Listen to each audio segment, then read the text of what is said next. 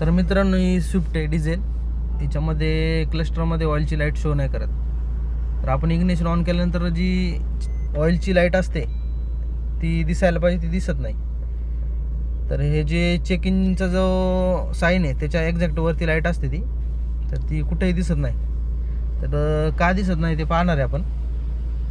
तर ह्या गाडीचा जो ऑइलचा स्विच आहे तो चेक करावा लागणार आहे. ऑइलच्या स्विचचं लोकेशन इथं आहे मित्रांनो. तसेच याची जी वायर आहे ती आपल्याला ब्रेक झालेली दिसते. ऑइल स्विचची सिंगल असते वायर, ती इथं कट झालेली दिसते.